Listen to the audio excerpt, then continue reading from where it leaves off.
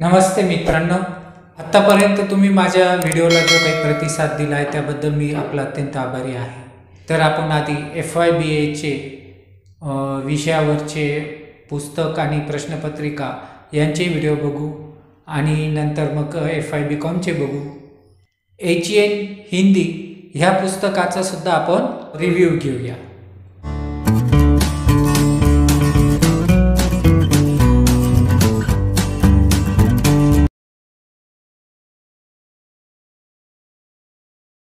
तर बघा मित्रांनो, हे आहे आपलं HN 101 यातील पुस्तक एक, हिंदी भाषा का परिचय और उसकी संरचना. बघा याच्यावरती सगळं परिषद, त्याचे मेंबर्स वगैरे, पुस्तकाचे संबंधित सर्व व्यक्तींचं दिलेली आहे माहिती. लेखक, संपादक, संयोजक इत्यादी सर्व माहिती दिलेली. त्याच्यानंतर हिंदी भाषेच्या पुस्तकाबद्दल ह्यामध्ये कुलगुरूंचे मनोगत दिलेलं आहे.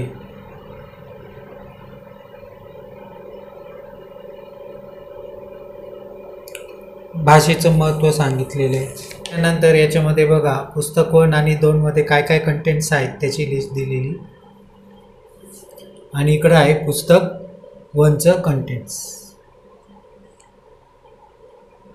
बघा ह्या पानावरती प्रस्तावना दिलेली आहे.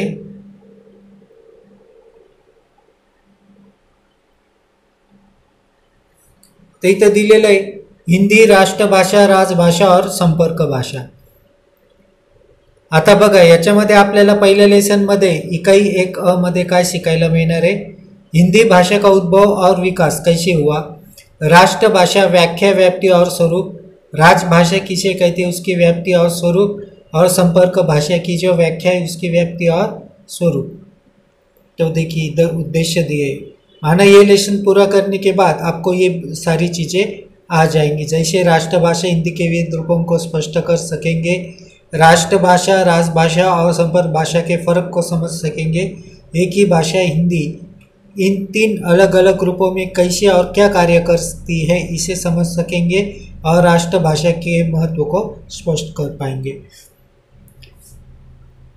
बघा इथं प्रस्तावना आहे. याच्यात त्यांनी म्हटलंय की भाषा के माध्यम से हम अपने विचारों तथा भावों को दुसरों पर अभिव्यक्त करते. म्हणजे भाषेच्या माध्यमातून आपण विचार, भाव, भावना इतरांपुढे आपण व्यक्त करत असतो.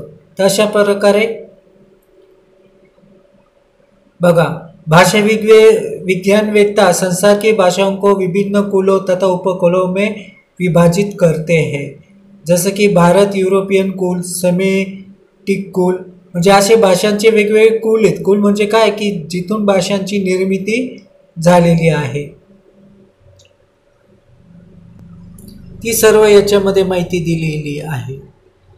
त्याच्यानंतर हिंदी भाषा का उद्भव और विकास, म्हणजे हिंदी भाषा कशी तयार झाली आणि त्याचा विकास कसा झाला हे आपल्याला या लेसनमध्ये त्यांनी सांगितलेलं आहे. Page number 1. बघा हिंदी भाषा की उत्पत्ति संस्कृत शब्द सिंधू से मानी जाती है ना. सिंधू ह्या शब्दापासून हिंदी ही भाषा निर्माण झालेली आहे. आता बघा हिंदी शब्द का अर्थ. हिंदी का शब्द प्रयोग पहले उर्दू और हिंदी दोनों भाषाओं के लिए होता था. उर्दू में अरबी फारसी शब्दों की बहुतायत थी, इतना ही, वरना हिंदी और उर्दू एक ही भाषा की 2 शैलियाँ है. असं भाषेच्या शब्दांविषयी, हिंदीच्या शब्दांविषयी बघा ते दिलेले. आता हिंदी भाषा के 3 अर्थ सांगितलेले. जसं अर्थ में हिंदी प्रदेश में व्यवहृत 17 बोलियों की प्रतिनिधित्व करते. म्हणजे भाषेचे हिंदी प्रदेशांमध्ये, हिंदी भाषिक प्रदेशांमध्ये जवळपास 17 वर्षन्स आहे वेगवेगळे. हिंदी भाषेचा क्षेत्र म्हणजे जनरली ती कुठल्या एरियामध्ये बोलली जाते, किती काळापासून बोलली जाते, त्याचे आदिकाल, मध्यकाल, आधुनिक काल असे 3 वर्गीकरण केलेले. आता राष्ट्रभाषा व्याख्या, व्याप्ती और स्वरूप, म्हणजे राष्ट्रभाषा नक्की कशाला म्हणायची, तर ते सगळी माहिती याच्यामध्ये दिलेली आहे.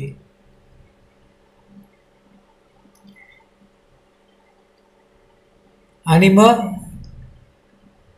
हिंदी भाषेचा राष्ट्रभाषा म्हणून कसा उपयोग होऊ शकतो ही पण माहिती दिलेली. त्याच्यानंतर राजभाषा. राजभाषा म्हणजे काय? व्याख्या, व्याप्ती और स्वरूप. तर याच्यामध्ये राजभाषेची माहिती दिलेली. राजभाषा म्हणजे आपण जी कायदे कानून किंवा जी गव्हर्नमेंटच्या स्तरावरती वापरतो बघा, त्याबद्दल सर्व याच्यामध्ये माहिती दिली. मग राजभाषा कोणाला म्हणायचं, त्याचे काही नियम दिलेले आहेत. त्या नियमात जी भाषा बसते तिला राजभाषा असे म्हटलं जातं. असे 7 नियम दिलेले आहेत टोटल पॉईंट. त्याच्यानंतर राजभाषा का नियम 1976 केंद्र सरकारने जी बनवली आहे नियम ते आहेत बघा. केंद्र सरकारचे सर्व नियम दिले. आता पेज नंबरवरती 4 वरती दिलं आहे संपर्क भाषा, व्याख्या, व्याप्ती और स्वरूप. की संपर्क भाषा कशाला म्हटलं जातं, काय, ती सर्व दिलेली. आणि मग इथं हे आपलं रोपा. आता शब्दावली दिली बघा. आणि मग इथं स्वयंअध्ययन के उत्तर हे सर्व दिलेलं आहे. आणि इथं सारांश दिलेला आहे. म्हणजे पहिला जो आहे इकाई 1.1 तो इथं पेज नंबर 6 वरती संपतोय. आता दुसरं होतं हिंदी की शब्दावली. आता बघा याच्यामध्ये दिलेलं आहे हिंदी का शब्द भांडार कैसा है, हिंदी में किन किन भाषाओं का ये शब्द आए हैं, हे सर्व आता आपण माहिती जाणून घेऊया. याच्यामध्ये बघा विषय विवरण. भारतीय आर्य भाषाओं का शब्दसमूह. तद्भव म्हणजे ह्या शब्दापासून काही हिंदी शब्द आलेले जसे तद्भव कृष्ण, कान्हा, कन्हैया. तद्भव शब्द म्हणजे रूपांतरित झालेले. अग्नी, आग, पूछ, कार्य, काज, अर्ध, आधा, गृह, घर, कर्म, काम, है ना. तत्सम का अर्थ है उसके समान. किसी भी भाषा के मूल स्रोतों के शब्दों को ही तत्सम कहा जाता है. म्हणजे संस्कृतचे काही शब्द हे जसेच्या तसे हिंदीमध्ये आलेले आहेत बघा. जसं राजा, देव, अधीन, अध्यक्ष, देवी, ज्वर, नाग, प्राण, बुद्धी वगैरे वगैरे. त्याच्या देशी या देशच शब्द. आता जो शब्द न संस्कृत से बने हैं न विदेश की किसी भाषा से आए हैं, ऐसे शब्दों को देशी या देशज शब्द कहते हैं. देशज का सरल अर्थ है देश में उत्पन्न. ऐसे शब्द बोलचाल की भाषा से ही सहज उत्पन्न हो जाते हैं. म्हणजे बोलताना आपण म्हणतो ना की काही वेळेला भाषेमध्ये फरक पडतो, तर ते तसे बोलता तयार होऊन जातात. जसं आटा, भुसा, कडू, गुहार, चोंगा, टिला, झगड़ा, कबली, कपास, गंज, तांबुल, बाजरा आदि जनजातियों की भाषा से अपनाए गए हैं, है ना. त्याच्यानंतर संकर. भिन्न भिन्न भाषाओं के शब्दों को जोड़कर बनाए गए शब्द संकर कहते हैं. जे बघा आता याच्यामध्ये माहिती दिली जशी चोर, दरवाजा. फारसी आणि हिंदी म्हणजे चोर हा फारसी आहे, दरवाजा हा हिंदी शब्द आहे, यांचं एकत्रीकरण झालं आहे ना. डाकखाना. डाक मतलब अंग्रेजी, खाना मीन्स फारसी. रेल यात्रा. रेल अंग्रेजी, यात्रा हिंदी. अन्य आर्य भाषाओं से शब्द. त्याच्यानंतर भारतीय द्रविड भाषाओं के शब्द बघा, ते पण याच्यामध्ये शब्द दिलेले आहेत. किती आहे? Page number 8. विदेशी भाषाओं के शब्द. तुर्को, पठाण, मुघलों का शासन रहा. अरबी, फारसी, तुर्की शब्द आलेले आहेत. त्याच्यानंतर इंग्लिश शब्द पण आलेले आहेत. जसं अरबी अल्लाह, असर, ईमान, मजहब. फारसी अंजाम, आबाद, आबरू, आवारा, आसमान. तुर्की खाका, उर्दी, है ना. बघा त्याच्यानंतर इराणी भाषा, पास्ती, जापानी, चीनी. जपानी सुद्धा आले जसं रिक्षा, जुजुत्सु, इम्पान, कराटे. पोर्तुगाली शब्द पण आलेले आहे. फ्रेंच आहे, डच आहे, रूसी आहे आणि अंग्रेजी शब्द तर भरपूर आहेत ज्यांची लिस्ट इथं दिलेली नाही. बघा स्वयंअध्ययन के प्रश्न के उत्तर. अशा प्रकारे हा लेसन इथे संपला. त्याच्यानंतर इकाई 1 म्हणजे पहिल्यातील ई भाग. हिंदी के वाक्य रचना और उसके प्रकार. जसं इथं प्रस्तावना दिलेली बघा, इथं हे पण दिलेलं आहे. वाक्यों की परिभाषा, वाक्य के गुण, वाक्य के प्रकार आणि उद्देश्य दिलेला है कि इस इकाई के अध्ययन के बाद आप हिंदी वाक्य रचना को समझ सकेंगे हिंदी वाक्य रचना के प्रयोगों को स्पष्ट कर पाएंगे। बघा, मग हिंदी वाक्य रचना इथे दिलेली आहे।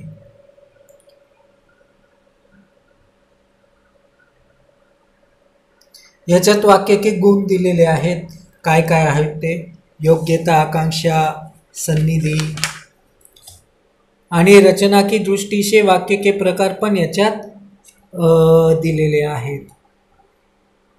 बघा पेज नंबर 12।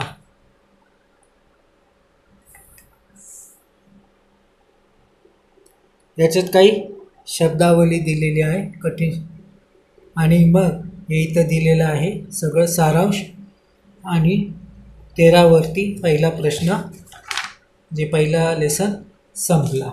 आपल्याला हिंदी नेहमी वापरण्यासाठी, व्यवहारात वापरण्यासाठी इकाई 2 हा लेसन तयार केलेला आहे त्यांनी।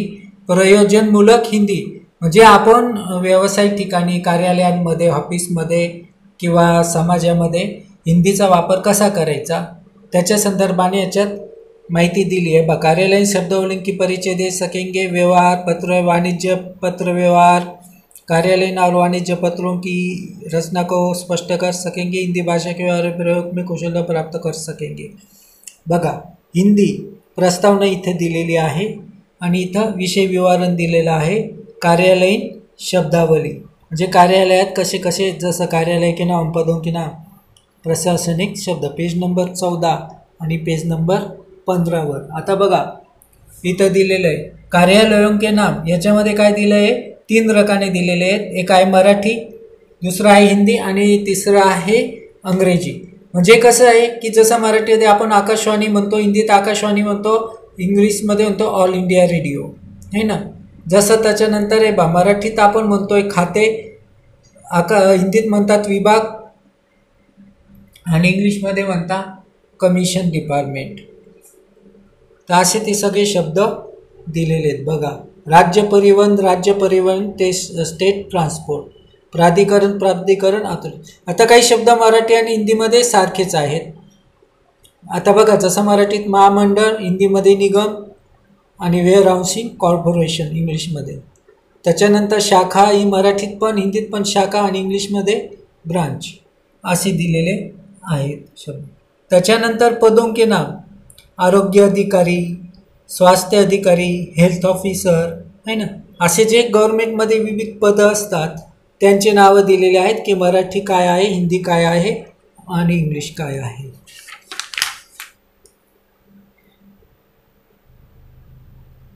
बघा, आता याच्यात दिलेले कार्यालयीन दस्तावेजों के नाम, जसं मराठीत म्हणतात अग्रेषण पत्र, हिंदीमध्ये अग्रेषण पत्र आणि इंग्रजीत म्हणतात फॉरवर्डिंग लेटर। बघा, आगाऊ प्रत, अग्रिम प्रतिलिपी, ॲडव्हान्स कॉपी, गोपनीय पत्र, कॉन्फिडन्शियल लेटर्स, हे सगळे असे शब्द दिलेले, पेज नंबर 16।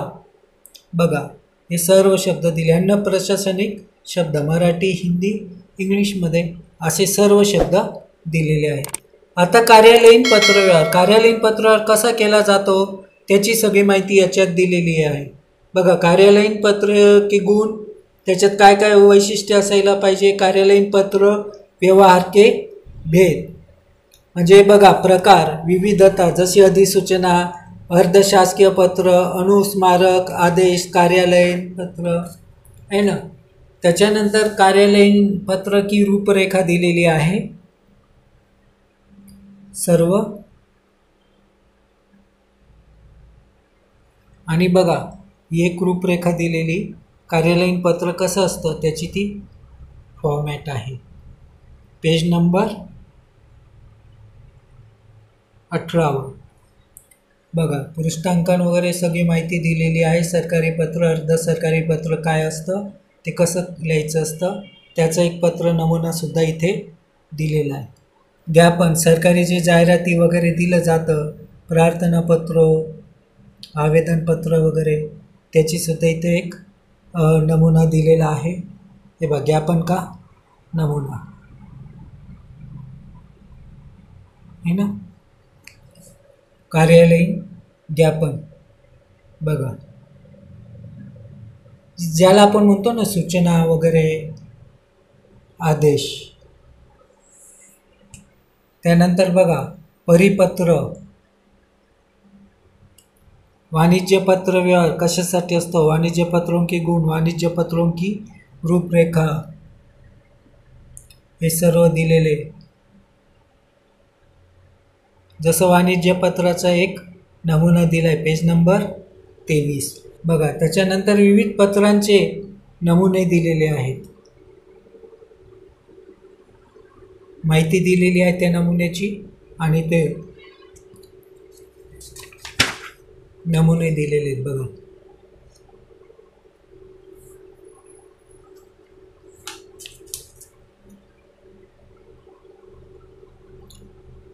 इथं सर्व. प्रश्न तिसरा आहे अनुवाद.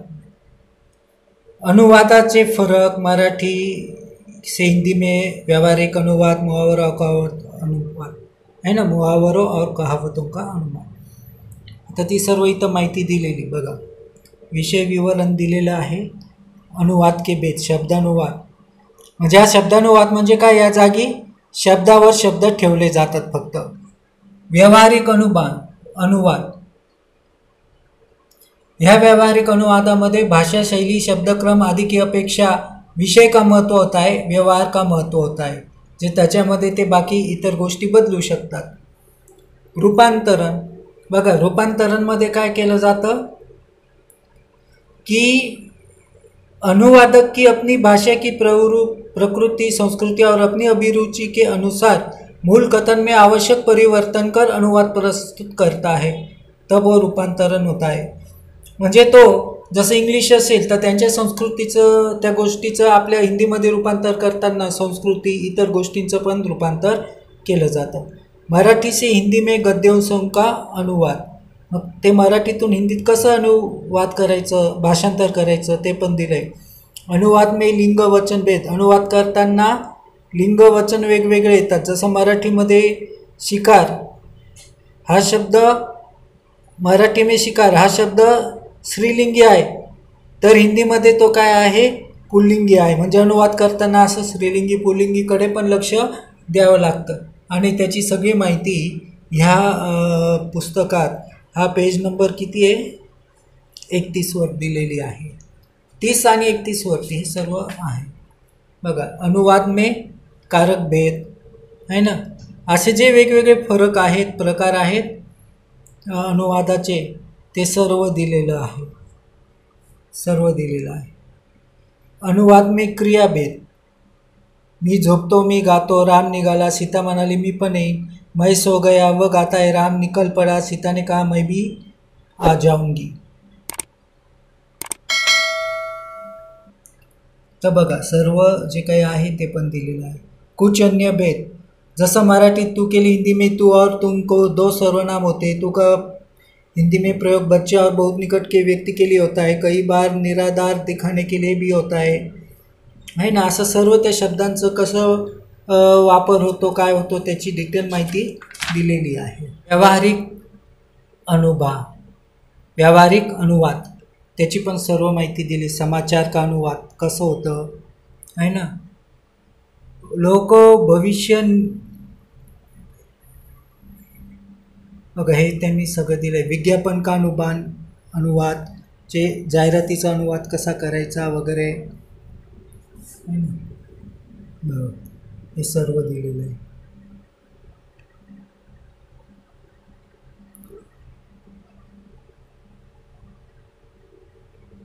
मुहावरों और कहावतों का अनुवाद, ते मुहावरे म्हणजे म्हणी किंवा आपण जे म्हणतो ना, त्याचा कसा अनुवाद करायचा, त्याचे काय नियम आहेत ते दिलेले आहे. आता काही काही वेळेला बघा काही अनुवाद हे म्हणी ह्या समान आहेत. जसं आंधळ्याची काठी होती, अंधे की लाठी होना, पायावर कुऱ्हाड मारून घेणे, पैरों पर कुल्हाडी मारना, उजवा हात असणे, दाहिना हात होना, अशा आहेत. आणि काही मराठी आणि हिंदी में समांतर आहेत. म्हणजे आस्तीन इथला निखारा, आस्तीन का साप, आगीत तेल ओढणा, आग में घी डालना, तेलाच्या ऐवजी तिथं घी म्हणजे तूप म्हटलेलं आहे. रक्ताची पाणी करणे, त्याला हिंदीमध्ये म्हणतात खून पसीना एक करना. पोटात कावळे ओरडणे, हिंदीमध्ये म्हणतात पेट में चूहे दौडना. म्हणजे त्या समान अर्थाचे मुहावरे आहेत, परंतु ते वेगळे आहेत। कहावतों का अनुवाद, जैसे कहते ना अपना हात जगन्नाथ, आपला हात जगन्नाथ, करावे तसे भरावे, जैसी करनी वैसी भरनी, असे अनेक आहेत। मराठी हिंदी की कुछ समांतर कहावतें, अडला नारायण गाढवाचे पाय धरी, वक्त पडे बाका तो गधे को कहे काका, है ना। नाव सोनूबाई हाती कतळाचा वाळा, नान नैन सुख आँखों के अंधे, म्हणजे असं समानार्थी काही त्या म्हणी वगैरे आहेत, वाक्प्रचार आहेत आणि त्यांचे अनुवाद आपण कसे करायचे ते याच्यामध्ये बघितले। पेज नंबर किती 39 वरती हा लेसन संपलाय। आणि यानुसार आता तुम्हाला प्रश्नपत्रिका पण सोडवता येईल। आणि तुम्ही बघितलं की प्रश्नपत्रिकेतले जे काही भाषांतर वगैरे आहेत ते सगळे पॉईंट या हिंदीच्या पुस्तकामध्ये दिलेले आहेत। तर आता तुम्हाला हे हिंदीचं पुस्तक समजलं असेल आणि आता तुम्ही हिंदीचा अभ्यास करू शकता आरामशीर आणि प्रश्नपत्रिका पण सोडवू शकताय। Thank you very much.